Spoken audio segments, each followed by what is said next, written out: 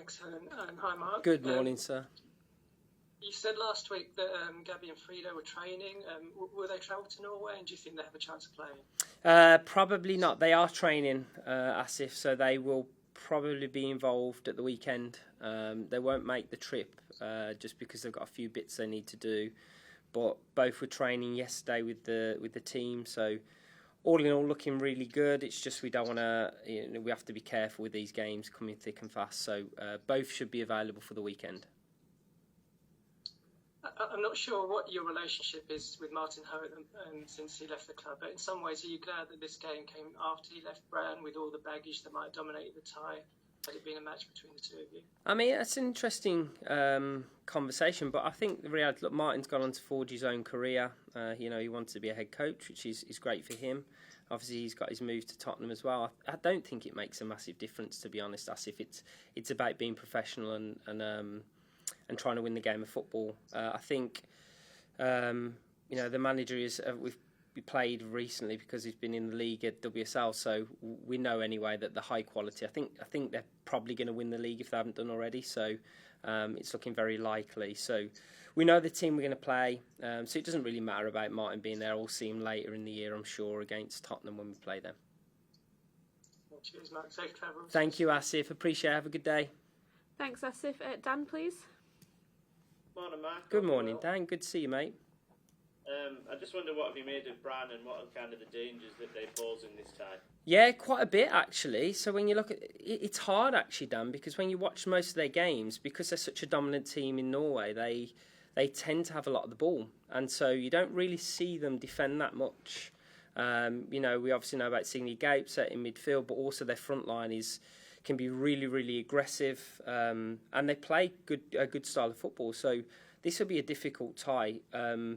We've watched all their games, watched their 2 recent qualification games as well.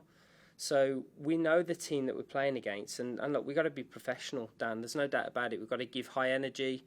I think there's something like 14,000 tickets were sold. So it's going to be a raucous atmosphere. But I think the Hammarby game probably prepared us as well for that, which is probably a good test. So I think expect similar kind of quality. Can score goals, can obviously defend because they keep clean sheets as well. So it'll be tough for us, but as I say, I want to see if we can be the team that makes them defend a little bit more. Obviously, Liz Tland's in superb form at the minute. This game coming in Norway, is that a good thing for her or a bad thing? Because obviously, presumably, they know us so well, but then equally she's in such good form.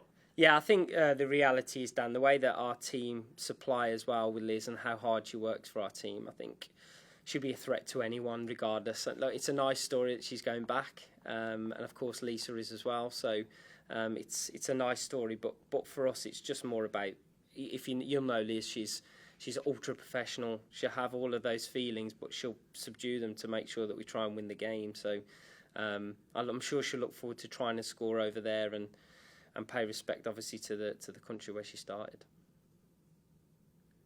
Thanks for that, Mark. Best of luck. Thank you, mate. Have a good day. Thanks, Dan. Jamie, please. Hey, Mark. Nice to see you. Good morning, Jay. How are you? Very good, Mark. Good. Following on from that, on Elizabeth Tland, I just want to ask you a little bit about her link-up with Ella Toon, because pre-season, start of this competitive season now, it feels like they're working really well together. I guess, what are your hopes for that partnership into this campaign? Yeah, I think it's a little bit different, because we've seen last year a lot of Gabby being on the left-hand side as well. And the reason I talk about that, Ella had been operating on the left in these few games. But, with Malvine and especially Anna, who I think has been really good coming into the first part of the first few games, it gives that outlet.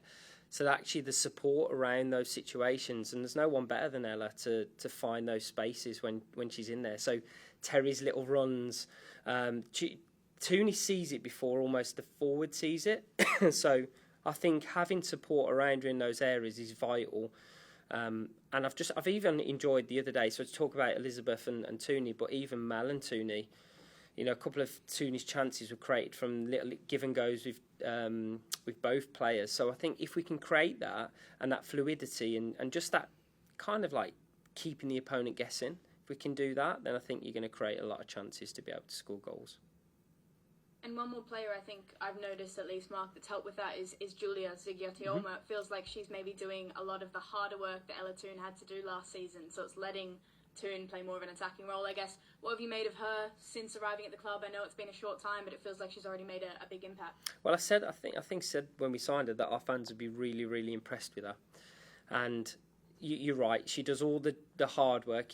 The beauty is every game she comes off, she goes, can I find a better space here? Can I find a better space? She's always talking about in possession. I said to her yesterday after training, I said, but sometimes it's the reading of the game that you give us. You make defending look easy because you've already defended before we've lost the ball. And she controls transition. And as a coach, the most unpredictable part of the game is the transition part.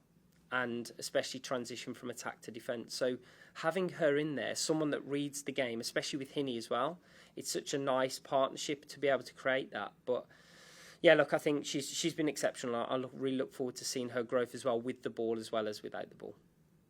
Thanks, Mark. Best Thank you, Jay. Have a good day. Thanks. Tom, please. Good morning, Mark. Good morning, Tom. Nice to see you. Please, could I just check on Hannah Blundell? I don't think she was in the squad list of Champions League. Just how is she? And is a return sort of possible in the near future? Yeah, some good news, Tom, actually. She's playing with the 21s today. So I think, Tom and baby Romy will be here to watch. So it's at Carrington. So she'll be playing, I think, up to 60 minutes today. And I think we fly out at 2:20, so we leave here at 2:20, and we're all going to watch the first half. So we've managed to move the game early enough so that we can actually go and watch. So I think she'll have a lot of supporters on the side just welcoming her back. So it'll be a fantastic moment. And again, then after that, Tom, we can get a better idea of where she'll be at. But I think for us, showing that she's been in training, and it'll be really exciting to get her back. Oh, that's great. Pleased for her. And then can I also just ask a bit about your opposing manager, Lee Smerod? What are your memories of him from the WSL last year, and kind of what do you expect from one of his teams tactically in this game? Yeah, I think what I understand is, like, I don't know if I played. I don't know if we actually played at that point. I think maybe we'd done both games. But what I remember and what I've seen, especially with the Brann, like obviously we talked about Martin just as if asked, but then when he's took the team on, like, they're still aggressive, they still want to attack. I think they like a mix of style. But really, Tom, you can see like they're well coached. So I don't know whether he got the full experience in the WSL because he came in so late, and I don't know the situation there. But he's clearly a good manager. Some of our players have worked with him. I think he used to work in the senior Norway setup, both male and female. So Terry speaks really highly of him, and so did the other girls. So. I'm looking forward to it. I think it'll be challenging, but also, I think he's brought his own qualities to that group and continued something where, Martin leaving mid-season, he's continued that run to, hopefully take them to the league title in their case. So I think it'll be a good challenge. Thanks, Mark. Good luck. Thank you, Tom. Have a good day. Thanks, Tom. Catherine, please. Morning, Mark. Good morning, Catherine. I'm good. How are you? I'm really good, thanks. It's been a while. Yeah, it has been. It has. I was just going to ask, so coming into the Champions League, you've got quite a few, especially of the kind of signings the last few years, have that experience of Champions League football. And what do you think they will bring to the team, talking about people like Mel and Dom with that experience? Yeah, I think, and again, you add obviously Julia and so on into that. I think, I've it's something we've needed, really. We have a great, energetic, young, growing group, and I think we needed to, in this window, add in that experience. And I think adding, even Frido in as well has given us this opportunity to, and this is the best way of putting it, is to make better decisions in intense moments. I think that's really the key to experience. It's knowing that actually you trust yourself when the nerves kick in, because the nerves come regardless. But you get less and less of them the older you get, unfortunately, especially the more experience you get of them. So for us, I think it's vital if we're going to go into these two games and hopefully then qualify for the Champions League proper. And then if we can do that, we're going to need all that vital experience. Brilliant. Safe travels. Thank you, Catherine. Good to see you. Thanks, Catherine. Amy, please. Morning, Mark. Good morning, mate. Good to see you.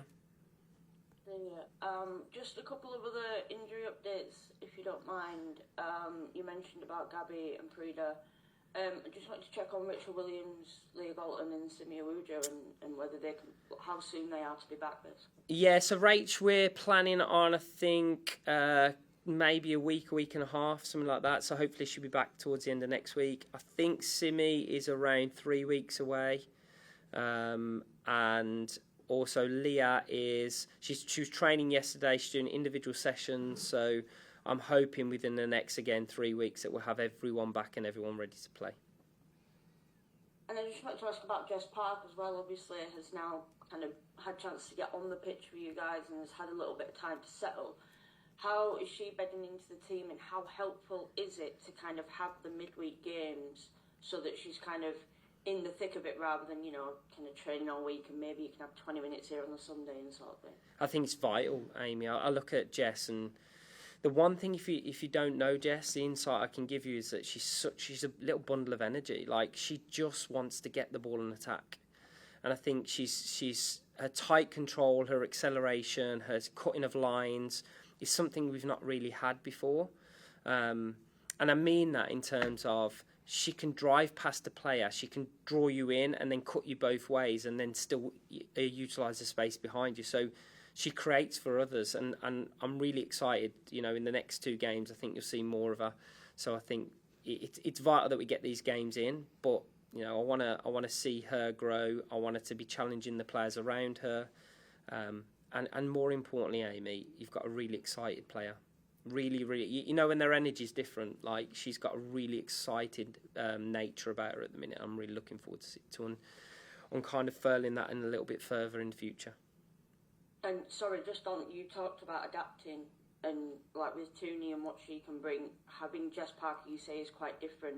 Do you think that brings a little bit of unpredictability in sort of, if you play her in that central role, it's a totally different look to what Tooney will give a team? Absolutely, but even they can play together, Amy. Like, the reality is, the way that we play, we have a build structure based on the opponent. We then have our defensive structure, but then we have fluidity between, and it's really important to have that. Like, if you look at the goal, Mal's second goal the other day, where she cuts inside, Jess started on the right and is underlapping over on the left-hand side, which then pulls the defender away, which gives Mal that time and space. So it's not about building walls around these players, but it's about giving them a framework where they can then move within, which creates uncertainty for defenders. And that's what I want them to do. I don't want them to be rigid, because typically for me, that is me personally. My preference is that bores me a little bit. So I want to be able to open the fluidity of my team while also having control of structure and counter marking. So if we can strike that, she's perfect balance for that. So they don't have to play either or. They can play together as well as others. Perfect. Thank you, Mark. Thank you, Amy. Thank you. Thank you, Amy. Fran, please. Hi, Mark. How are you? I'm good, Fran. How are you? I'm good, thank you. Good stuff. I asked May this question in the last round, and obviously she gave it from a player perspective, but from your point of view, what does Champions League teach you that the domestic league can't? It teaches you about recovery. It teaches me. I'll answer that from my perspective as a coach. It teaches me how to maximise or minimise time. You're not gifted a lot of it going through these 2 games. So, for example, we trained yesterday after the game on Sunday. We train today. We fly today. We play tomorrow. We fly back straight after the game, and then we're off on Friday. So we have 1 game, then going into London City. So it's about what are your messaging, what is your key priorities. So you've got to really find the right solutions for the problems that you're going to face, really. And you've got to also then make the players understand those problems in order to find the solutions with the quality of skills that you have. It's really quite deep. You have to go to that level of preparation, and I have no doubt at times I'll get that wrong, but that's why as a collective we have to make sure that as players and staff we make sure we get the right answers going into the game. So I think maximising time, clarity in message, and prioritising what we need to at the right moment. Thank you. All the best. Thank you.